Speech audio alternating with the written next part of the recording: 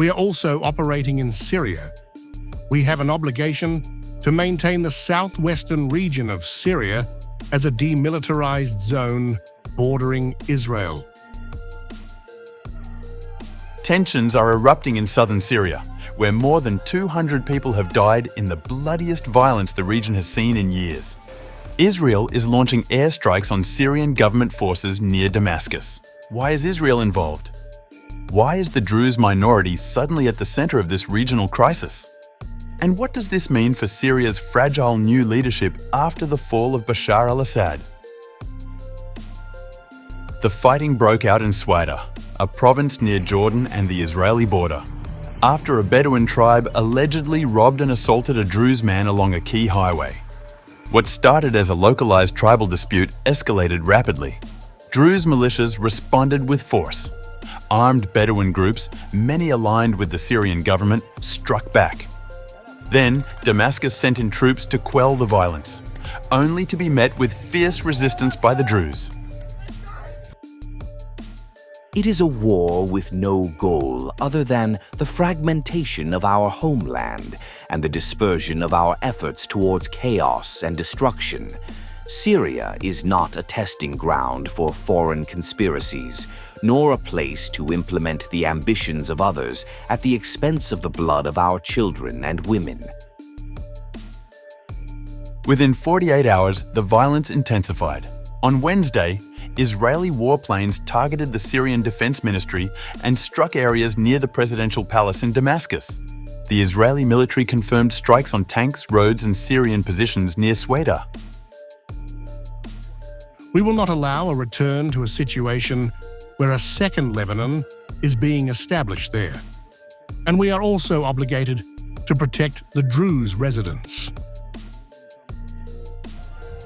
The Druze, a reclusive religious minority, make up just 3% of Syria's population. But they dominate Sweida and have maintained powerful militias since the Syrian civil war began.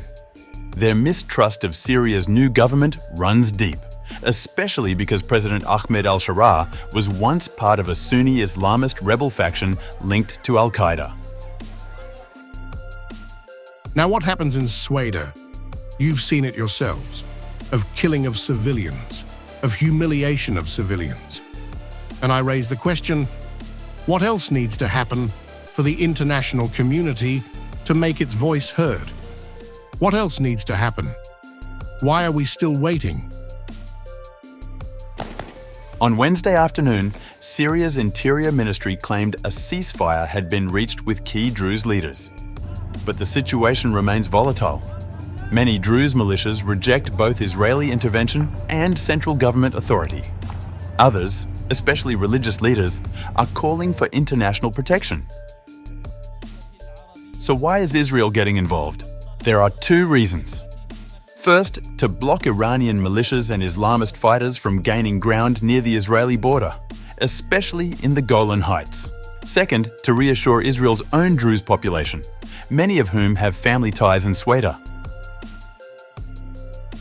My brothers, the Druze citizens of Israel, the situation in Sweida, the situation in southwestern Syria is very serious.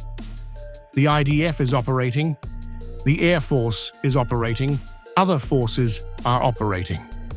We are acting to save our Druze brothers and to eliminate the regime's gangs. For President Ahmed al-Shara, this is a crucial test. His new government, formed after Assad's ouster in December, has promised unity, reform, and minority protection. But in less than 6 months, Syria has seen 3 deadly waves of ethnic and sectarian violence. Here, Israel resorted to extensive targeting of civilian and governmental facilities to undermine efforts, which greatly complicated the situation and pushed matters to a large-scale escalation. This isn't just about Sweida. It's about what happens when a collapsed state tries to rebuild, while neighbors like Israel, Iran, and Jordan keep watch. It's about US influence in post-Assad Syria, and what role Donald Trump's administration might play behind the scenes. It's also about whether Syria will spiral into another full-scale civil war, or stabilize under a fragile peace. If it weren't for the effective intervention of American, Arab, and Turkish mediation, which saved the region from an unknown fate. Israel's strikes, Syria's ceasefire attempts, and the Druze dilemma all point to one fact. The war in Syria may be officially over, but the peace is far from won.